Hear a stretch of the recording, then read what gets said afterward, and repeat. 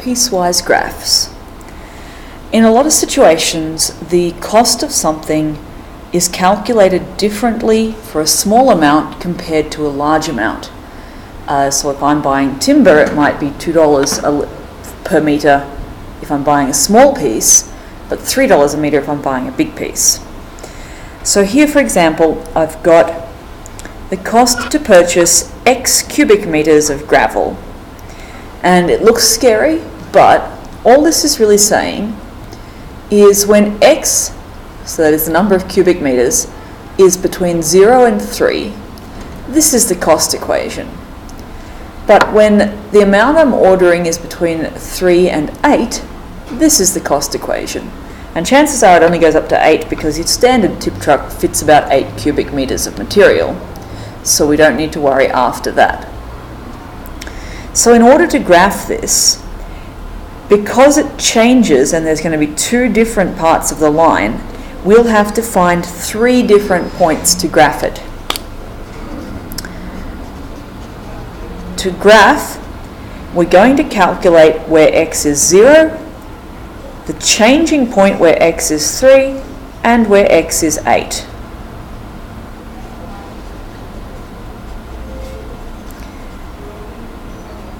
If there were more sets of lines, so if we then had another one from 8 to 16 or something, we'd have to calculate the change at every point.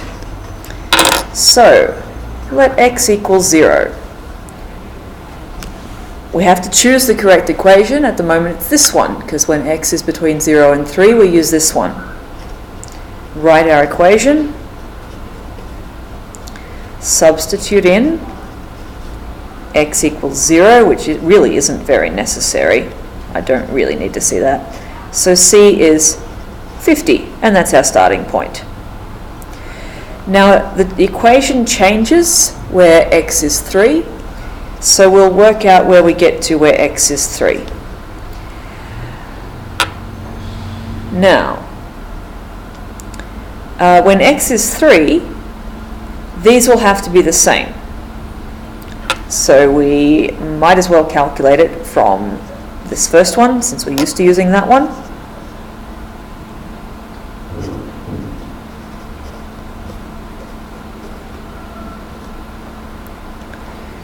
And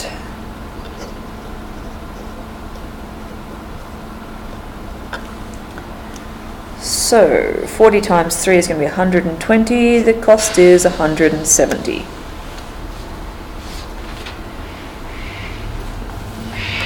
Now, where are we up to next? When it's 8, that'll be the end of our graph. For this one, I'm going to have to use this equation, since that's the only equation that works when x is 8.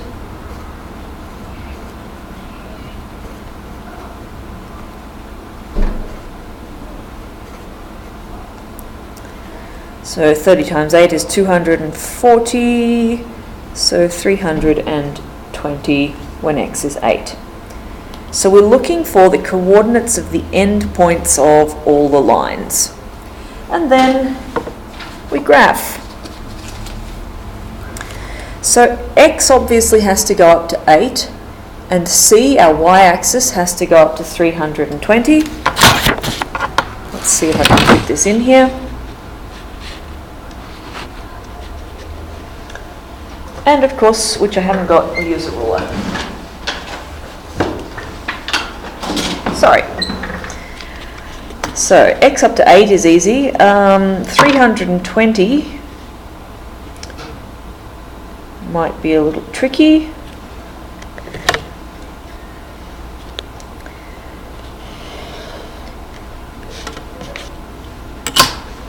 So I chose 8 centimetres because I know 8 goes into 320, and you can say 320 divided by 8, that's 40 times, which means if I make each of these gradations at a centimetre, 40, I should fit up to 320 here. But, you know, I could have done up to 50, which would be definitely easier to do these numbers here, because this is getting a bit annoying. A bit worried I'm going to make a mistake. Have I screwed up anywhere? Yes, right there, 240, 280, 320. So you see I chose that to get a nice easy 320, but you could have gone up by 50s, you could have gone up by 10s, whatever works. And we need to go out by 8 here, because x has to go from 0 to 8.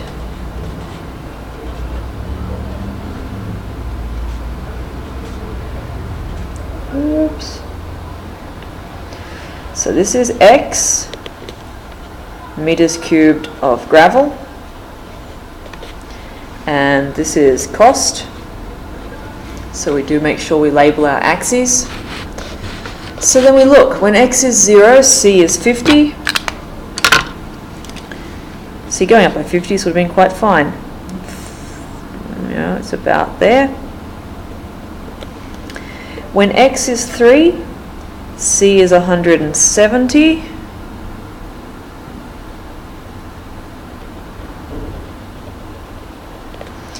And when x is 8, follow that up carefully, 320. And when we graph that,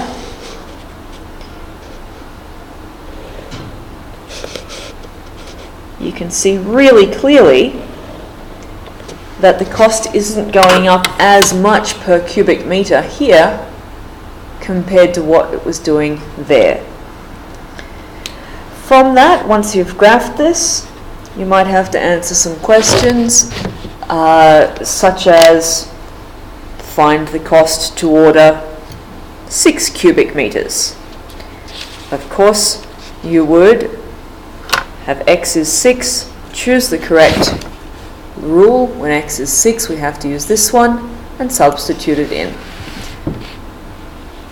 So that is a piecewise graph, where the relationship between x and y changes partway through, and so we have to find the coordinates of the point where those relationships change so that I can graph each different part of the relationship.